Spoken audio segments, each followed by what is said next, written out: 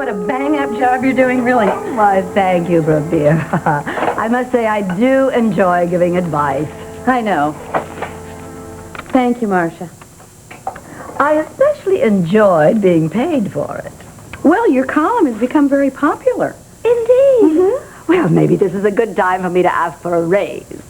I'll talk to the business office and get back to you. Listen, let's finish with these letters, all right? This is the last one. Okay. There's the answer. What? What's the matter? Don't you think you're being a little bit rough with this woman? Rough? Well, of course I'm rough. I meant to be rough. Well, I let that Jezebel have it with both barrels. Well, look. See for yourself. See here? She freely admits that she's been having an affair with her boss, a very much married boss. Now that is adultery, Brooke. Pure and simple. And I, for one, still believe that sin should not go unpunished. I've no sympathy for that girl. None whatsoever. That little hussy. Well, I mean, after all, if any woman knowingly enters into such a liaison, she can be regarded with nothing but contempt. Well, think of the wife and the poor children. Don't you agree, Dixie?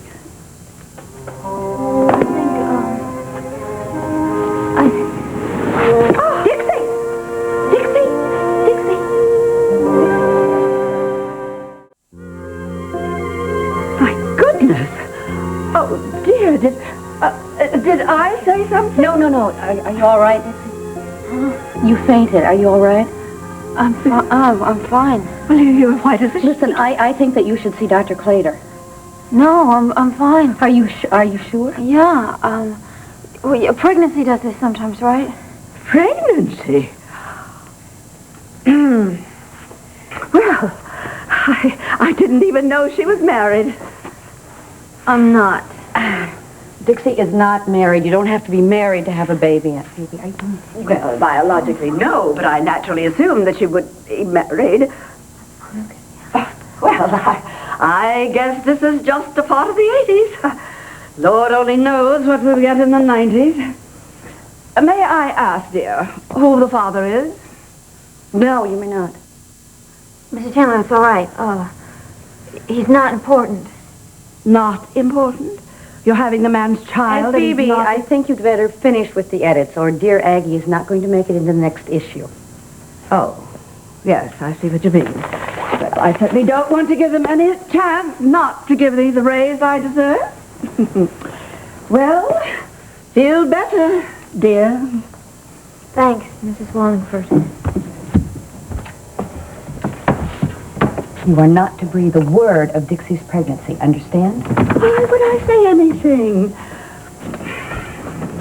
Aunt Phoebe? This is hardly the kind of thing you can keep secret very long, Brooke. If I hear anything, I will know who blabbed, and raises can be delayed.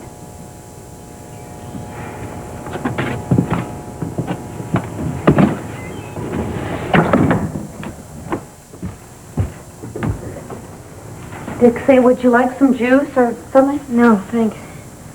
Listen, don't let what my Aunt Phoebe said upset you. No, really, I'm okay. You just seem to have been on edge these past few days, and I keep wondering if something has happened. No, nothing's happened. Are you sure you haven't changed your mind about letting us adopt a baby? I hope you won't take this the wrong way, but, your aunt makes me kind of nervous. She has that effect on a lot of people. It's just that she's so refined and all, you know.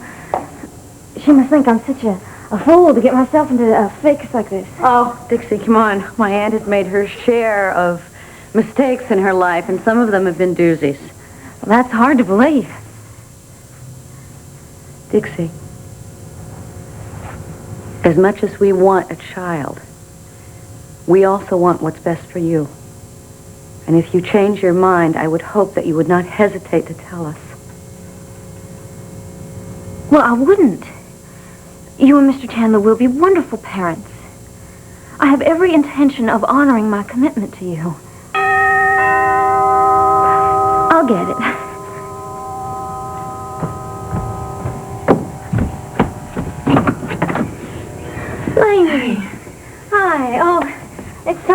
are you? Well, I should have called first, but I was real anxious to talk to you. Please, it's okay. Come in. You remember Mrs. Chandler? Hello, Melanie. Hi, Mrs. Chandler. Maybe we should go up to my room and talk. Oh, Dixie, wouldn't you be more comfortable here? I mean, I could have some tea sent in if your sister has time. Oh, that would be lovely. Lainey? If it's not too much trouble. Yeah, I'll have Marcia send it in when it's ready. Thank you. Listen, Melanie, try not to worry. Clater is a very good doctor, and Dr. Hubbard is with Dixie, too. Well, I heard she's very nice. Oh, she's terrific. She's terrific. I mean, Dixie is getting the best possible care. I can promise you that. Well, I am so glad that you insisted on bringing her here. I doubt that she would have listened to me. Well, I like your sister very much, and, it's important that, the best things possible are done for her. Is there something else bothering you? Yes. I don't think it's my place. Well, no, if it has to do with Dixie. Mrs. Chandler, Dixie told me that she's giving up her baby and that you're going to adopt it. You don't approve? No, ma'am, I don't. Melanie, Mr. Chandler and I have been trying to adopt for some time now. I lost my own child, my daughter, in December. I'm sorry, I didn't know. Laura was 7. She was killed by a drunk driver. She was the joy of my life. Anyway, Mr. Chandler and I had started the adoption process before the accident because we wanted another child to raise and to love. And I'm very excited about Dixie's baby.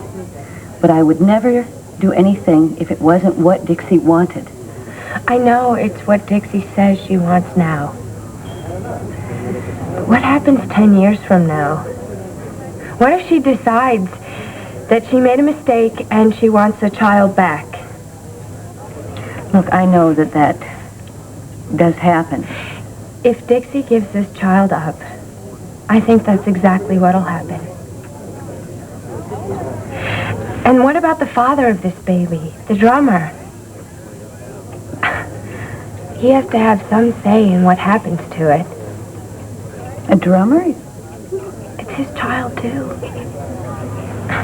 And then maybe he'd want to raise it. I thought this man was a sound engineer. He's a drummer. And Dixie says she loves him. Doesn't that count for anything, Mrs. Chandler? Well, naturally. I mean, the father of the child has a right to know, and I've offered to help Dixie find this man. Has she said anything more to you about him? Oh, here you are. How is she? Well, your sister and the baby will be just fine. Oh, thank you. That's a relief. What about the pains that... Gastrointestinal distress. Take her home and try to get her to eat properly. She hasn't had much of an appetite, but I will, take her in hand. And I will, too. Thank you, Dr. Hubbard. Oh, you're welcome. She's waiting in my office. Okay. Great. Thank you.